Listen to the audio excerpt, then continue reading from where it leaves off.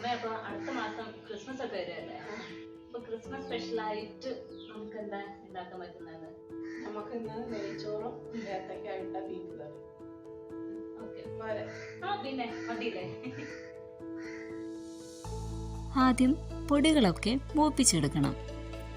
അതിനായി ഒരു പാൻ ചൂടാക്കിയ ശേഷം അതിലേക്ക് 2 ടേബിൾ സ്പൂൺ കാശ്മീരി മുളക് പൊടി, 1 ടേബിൾ സ്പൂൺ മുളക് പൊടി, 1 tablespoon meat masala, 2 tablespoon മല്ലിപ്പൊടി, 1 ടീസ്പൂൺ മഞ്ഞൾപ്പൊടി എന്നിവ മൂപ്പിക്കാം.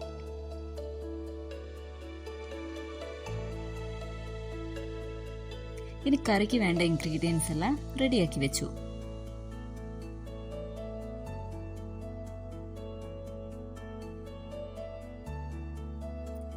സെയിം പാനിലേക്ക് ഓയിൽ ഒഴിച്ച് പട്ട, ഏലക്ക, ഗ്രാമ്പൂ എന്നിവ ചേർക്കാം.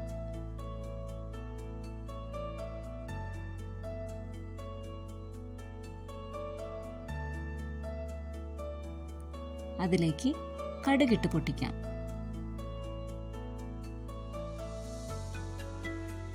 കറിവേപ്പില, ഇഞ്ചി, വെളുത്തുള്ളി, പച്ചമുളക് എന്നിവ അരിഞ്ഞത് ചേർത്ത് മൂപ്പിച്ചെടുക്കണം.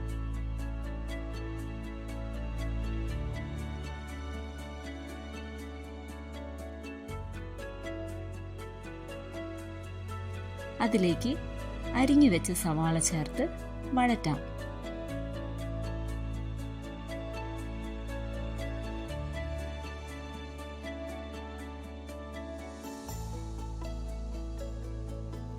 ഉപ്പ്, മഞ്ഞൾപ്പൊടി എന്നിവ ചേർത്ത് നന്നായി വഴറ്റിയെടുക്കണം.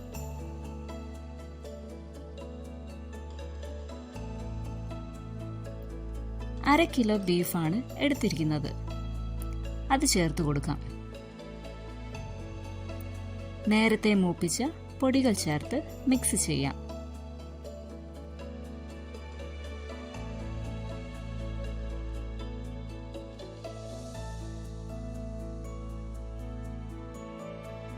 ഉപ്പ് ചേർത്ത് കൊടുക്കാം.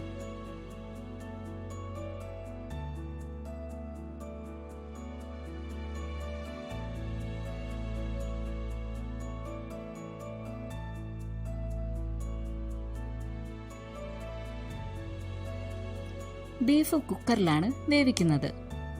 അതിലേക്ക് മാറ്റിയ ശേഷം അല്പം ചൂടുവെള്ളം ഒഴിച്ച് വേവിച്ചെടുക്കാം.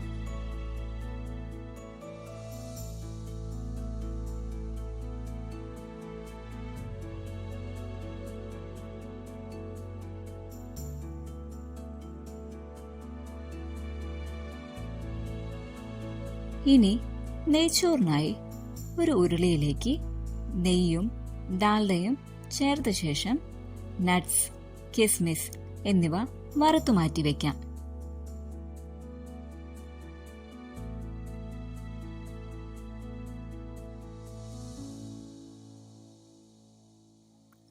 അരിഞ്ഞുവെച്ച സവാള ചേർത്ത് നന്നായി വഴറ്റിയെടുക്കണം.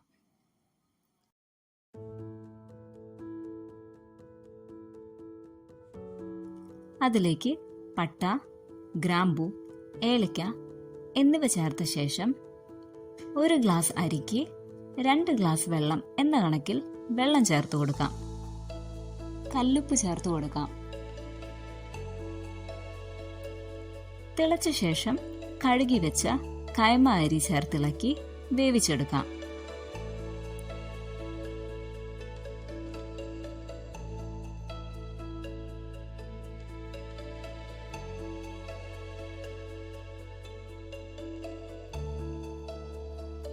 അപ്പോഴേക്കും നമ്മുടെ ബീഫ് വെന്തിട്ടുണ്ടായിരുന്നു.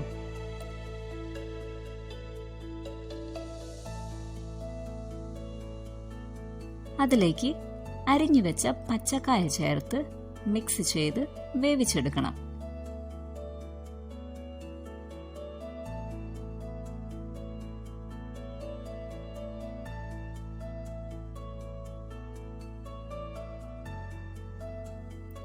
നെയ്ച്ചോറ് റെഡി ആയിട്ടുണ്ടായിരുന്നു.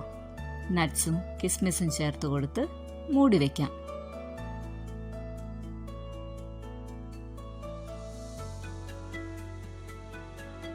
അങ്ങനെ പച്ചക്കായയും വെന്തു.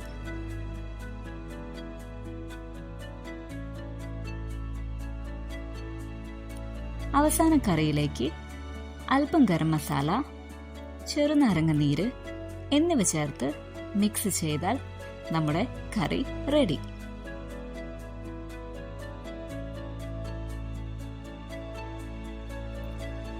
അപ്പം ഞങ്ങളുടെ ഇന്നത്തെ ഡിഷ് ഇഷ്ടമായെന്ന് വിശ്വസിക്കുന്നു. Thank you.